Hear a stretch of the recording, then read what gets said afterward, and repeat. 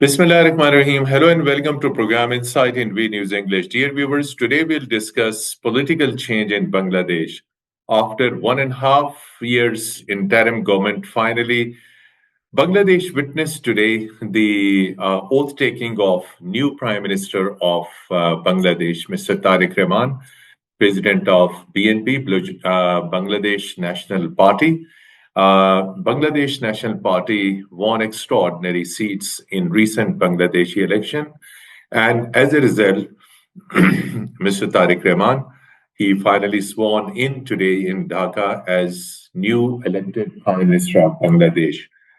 In today's conversation, we will discuss what will be the policy of Prime Minister of Bangladesh, Mr. Tariq Rahman, towards other South Asian countries. Will South Asia witness a new era of regional cooperation? And before his oath taking, Dr. Yunus headed the interim government, and this interim government witnessed extraordinary high trajectory of relations with Pakistan. There have been highest level visits between Pakistan and Bangladesh, and the cooperation in different fields in trade, economy, defense was on unprecedented increase. Whether the new government in Bangladesh would like to enhance more cooperation with Pakistan in diverse fields, we will discuss this all, and we will discuss, unfortunately, the fresh wave of terrorism in Pakistan, the terrorism which emanating from Afghanistan, supported by India, proxies based in Afghanistan, and what could be the strategy of Pakistan this month and the last month have been deadly as far as terrorism incidents were concerned. We are fortunate to have with us former Foreign Minister of Pakistan and former Foreign Secretary, Ambassador Jalil Abbas Jilani, who, despite his very busy schedule, spare time and participating in our show. Very warm welcome, Ambassador Jilani. Thank you so much, Mateen Sahab, for inviting me to your excellent program, Insight, to discuss a very important topic. That is the Bangladesh elections. True. It's always pleasure to have you in our program. As I said, that the opening will be regarding the new development in Bangladesh. That is, the new government in Bangladesh today took the responsibility headed by Prime Minister Tariq Rahman. And over last 16 years, we may minus this 1.5 year of this interim government. The previous elected government headed by Hasina Wajid, that was entire Pakistan. So it was worst time, not only faced by the Bangladeshi people, but also witnessed by entire South Asia. So after successful movement by students in Bangladesh, finally in 2024, there was change, and ultimately Dr. Yunus was installed as interim prime minister, who fulfilled his promise and finally held elections on 12th of February, and today the new prime minister took the oath. So, how the new Prime Minister, Mr. Tariq Rahman, particularly since you have been a top former foreign diplomat, what will be his foreign policy strategy? Well, thank you so much. At the outset, I would like to congratulate the government and the people of Bangladesh for holding peaceful and successful elections. I would say that the verdict of the election shows that the voters, they opted for political stability over the continuation of a revolution that was started last year. People have backed a political party, which is BNP, Bangladesh National Party, which which belongs to an old order and a conservative party. Pakistan have had very good relations with BNP for a very long time. Its leader, Khalda Zia, looked at Pakistan quite favorably, and during her tenure in office, Pakistan and Bangladesh relations had improved significantly in almost every walk of life. As I mentioned, that unfortunately, BNP does not have a very good relationship with India. The former government of Sheikh Hasina Wajid had registered a number of cases, not only against Khalda Zia, the formerly late leader of BNP, but also Mr. Tariq Rahman, who had to leave the country to take refuge in London. So, True. from that point of view, there is a track record Mm, which shows that BNP would not like to the kind of interference that India had mm. in The way it was Bangladesh's affair. previously. The way it was previously. Absolutely, Mm, absolutely. Mateen Saab, it would be interesting to note that mm, during the tenure of Sheikh Hasina Wajid, mm, India had an overwhelming influence almost on every decision-making process that was being taken mm, by Sheikh Hasina Wajid's government, to the extent that they, according to some estimates, India had maintained about more than 4,000 raw operatives mm. in India, who were basically not only present in various institutions but also In in Bangladesh. various political Mm, establishments. Also, yes, in Bangladesh. So that's the kind of an influence that India had in Bangladesh for a very very long time. And you must also recall that mm, at the behest of India, Sheikh Hasina's government had also committed excesses against BNP leaders, including Salahuddin Kader Chaudhry, who was the former mm, foreign minister of Bangladesh. And he was unnecessarily hanged because his father was the speaker of the United Pakistan, and he was a very pro Pakistan leader. Salahuddin Qadir Chaudhry's only fault was that his father remained a very, very pro Pakistan politician from Bangladesh. Similarly, many of the Jamaat Islami leaders, they were also hanged hang. by Sheikh Hasina's government, hanged, and again at the behest of India, because India wanted the influence of all pro Pakistan elements to be eliminated from Bangladesh. So that's the kind of a history that True. we have to take into account while talking about the strategy of the new government vis-a-vis South Asian countries. What do you think? Whether he will be able, Tariq Rahman will be able to bring Hasina Wajid back to Dhaka to face the court verdict? Well, that certainly will remain a major issue between Bangladesh and India because Sheikh Hasina, the kind of excesses that she had committed against the people of Bangladesh, that remains a very sore point with the public at large in Bangladesh, and that also became the main reason why this students' revolution, which was joined by almost every major political party in Bangladesh, took place, which became the basis of Sheikh Hasina's ouster from Bangladesh. And then, you would, if you recall, that when this revolution took place, it was a revolution not only against the rule of Sheikh Hasina as prime minister because of the corruption, because of the malpractices which were committed by her government, but also against India as well because of the overwhelming influence that it exercised in Bangladesh.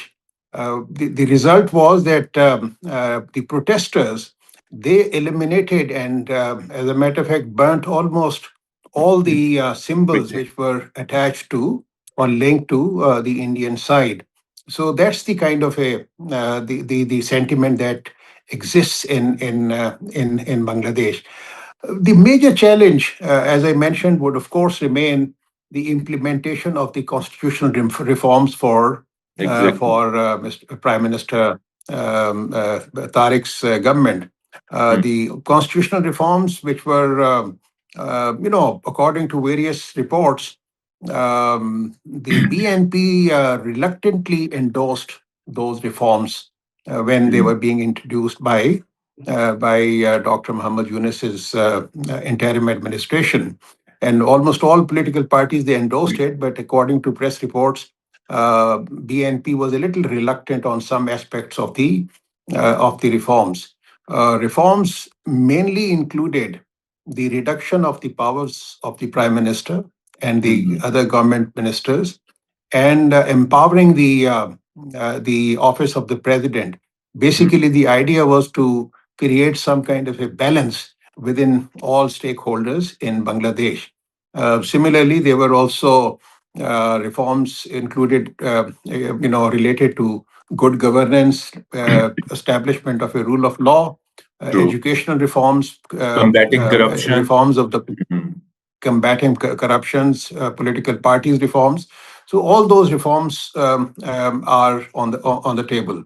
But I think in case the current government, in case they go slow on some of the reforms commitments that it had made, it will probably will not be taken kindly by the people of Bangladesh. So accordingly, they will have to tread very, very carefully. You asked me a very pertinent question about the nature of the new Bangladeshi government with regard to India, Pakistan, other Exactly. South Asian countries, or for that matter, China. Exactly. As I mentioned earlier, BNP have had a very good relationship with Pakistan for the last so many years. We, during the tenure of former Prime Minister Khalda Zia, Pakistan and Bangladesh were linked together, had very Mhm. strong economic relations, we had very strong political relations, cultural relations, and we also had very strong security relations between the two countries. True. So I would imagine that the Prime Minister of Bangladesh, Mr. Tariq Rahman, will continue with the policies that her mother was It's known for. Pakistan, exactly. One thing that, but Hmm. at the same time, he will have to be a little careful because of the kind of influence that that India exercises in Mhm. Bangladesh. In India, as I mentioned, has an overwhelming presence in Bangladesh. Another challenge for Prime Minister Tariq Rahman will be to purge these Mhm. institutions from those Indian influence. RAW elements which had infiltrated in Beautifully almost explained. every facet of life Mhm. in Bangladesh. If you recall, only last week the former army chief of Bangladesh, Hmm. who was appointed by Sheikh Hasina Wajid as the chief of the army staff, in a sworn testimony to the court, he mentioned and he stated that the extent to which India enjoyed or had influence in decision-making process in Bangladesh can be judged from the fact that even the meetings of the top army brass Hmm. in Bangladesh, they used to be monitored by RAW elements who would be Used to sitting be in a next monitored. room. They Hmm. would be monitored. And this is what the Admitted. news item mentioned. And it's a very reliable news item, and which Extraordinary shows the development. picture of Exactly. that side. And then, another factor that is that, he will have to bring about a political stability, bring almost That's all right. the political parties and various factions who had in order to consolidate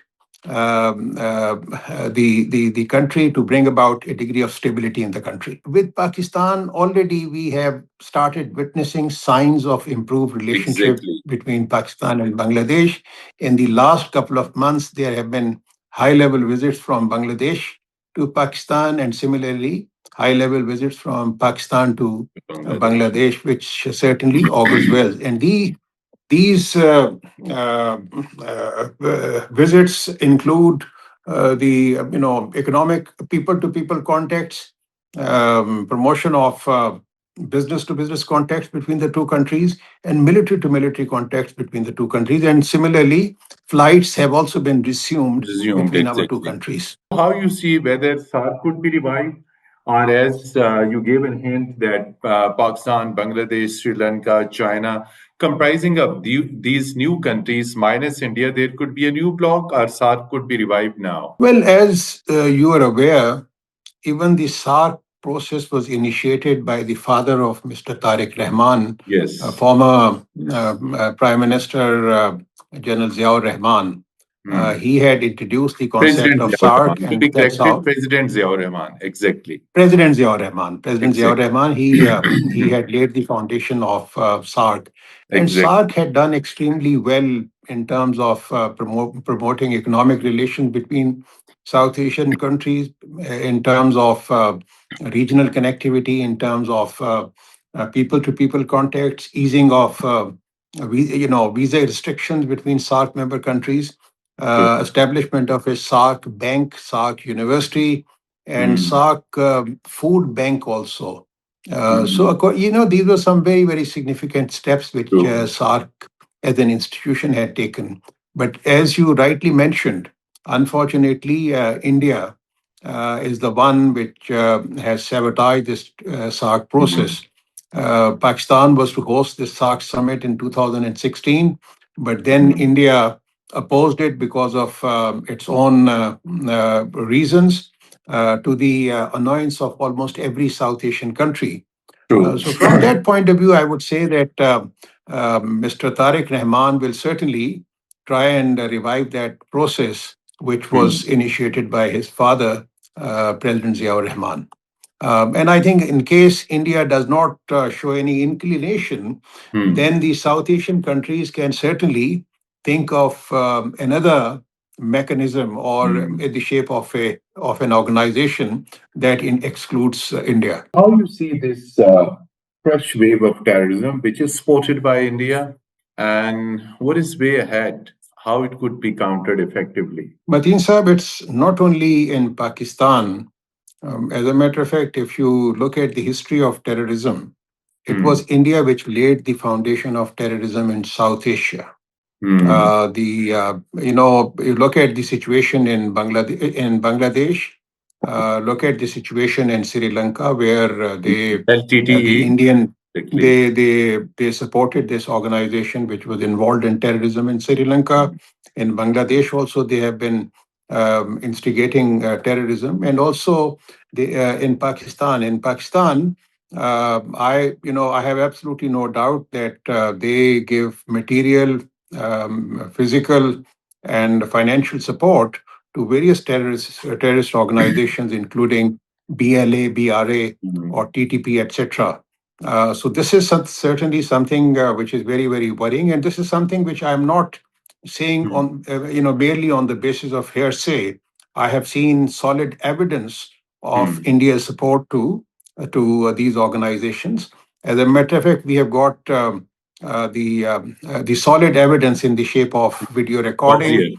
in the shape of documentary evidence that that we have presented to the United Nations Secretary General, as well as Hmm. other P5 countries. So there is solid evidence. The important thing is that, and then the assassinations which have been carried out by India in various countries, including the United States of America, in Canada, in Hmm. Pakistan, and the attempts made in Europe, in Hmm. London, and also in other South Asian countries. So I think this is something which all the South Asian countries, all the other countries, regional countries, they should take a united stance against Indian activities, because today it's Pakistan, tomorrow it could be another countries. And the Indian National Security Advisor is on record as having said that they will create difficulties for Pakistan in the Hmm. Balochistan, as well as in the KP. So this is something which is a very serious matter altogether. I think the good news is, Mateen Sahab, that in the recent past, the Indian narrative about Pakistan sponsoring terrorism, there are no takers of Indian accusations against Pakistan in the either in the regional countries or at the global level. Look at the Pahalgam incident that took place, Last year, 22nd. which was used. Yes, that's right. Which was used as a pretext by India Hmm. to launch military operations against Pakistan, which Pakistan responded and inflicted great damage to the Indian side, downing seven of their aircrafts, and Hmm. also India suffered a lot of humiliation in the amongst the Committee of Nations. So this is the kind of a situation, and I think the way our security forces are fighting these Hmm. terrorist outfits within the country, and as well as those emanating from Afghanistan, I think we will be able to eliminate these elements. Inshallah, I have absolutely no doubt about it. How would be the role by United States of America in maintaining peace at a time when Pakistan and United States enjoy excellent relations right now? Mateen Saab, although India keeps denying Hmm. in order to mislead its own people of the Hmm. role that has been played by the United States of America. But Hmm. the US did play a very important role in Hmm. diffusing tension between India and Pakistan, and also bringing about a ceasefire between the two countries. And this is something that has been acknowledged in Pakistan at the highest level. Hmm. I have very strong reason to believe the request for the ceasefire that came from the Indian side, because of Exactly. the huge, as a, the complete and decisive response given by Hmm. Pakistan to the Indian aggression. If you look at the reaction from the international community, or if you go look at the international media reports, Hmm. almost everybody acknowledges that this round of Hmm. conflict that went to Pakistan. Pakistan was certainly a winner in this conflict, and that also raised Pakistan's profile, not Hmm. only in our own region, in the Middle East, in Europe, as well as in the United States of America. And I think that's the reason that most of the countries, they have started looking at Pakistan to establish a very strong defense Hmm. cooperative relationship. So it's Saudi Arabia is not the only country which would want to Hmm. have a very strong defense relationship with Pakistan. True. We already had a very Historic strong agreement, defense agreement. security, economic, uh, cultural cultural relationship with Saudi Arabia, spanning back to the last 7 decades. But then the defense agreement that we had with Saudi Arabia, that was a very significant agreement, and Exactly. that also was kind of was and then the sale of Pakistani military equipment, including aircraft.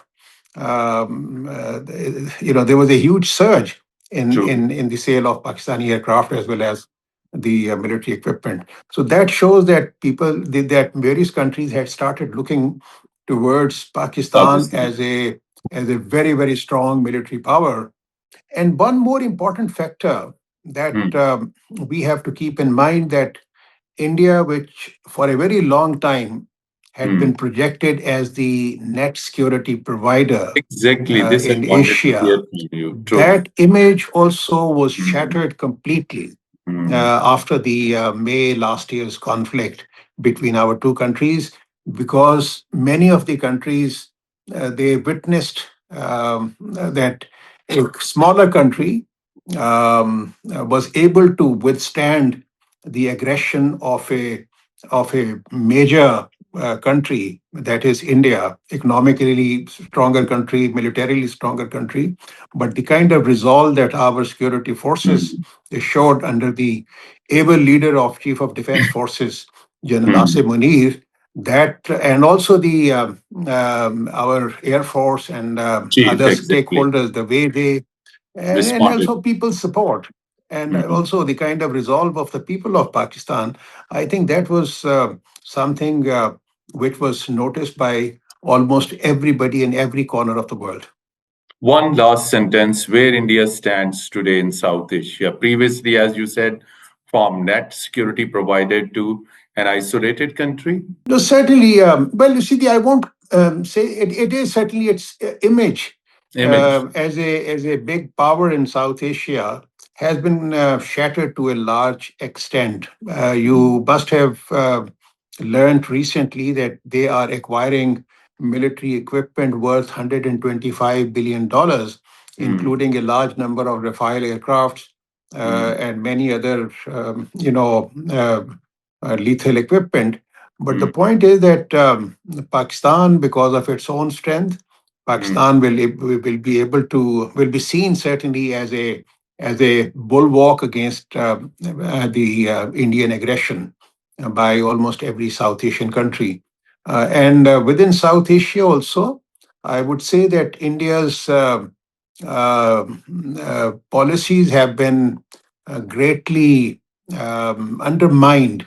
Its neighborhood policy has failed because almost every South Asian country feels resentful of the kind of overwhelming True. hegemonic designs that India or the kind of policies that it was following vis-a-vis other South Asian countries. Thank you so much indeed, Ambassador Jalil Abbas Jilani Sahab, former Foreign Minister of Pakistan and former Foreign Secretary, for extremely insightful discussion on new developments in South Asia, geopolitical landscape of South Asia in the context of new political change in Bangladesh. What will be the role of Pakistan? Pakistan is indeed a new country with a better image. Indian narrative was demolished. Dear viewers, till our next program, goodbye and Khuda Hafiz.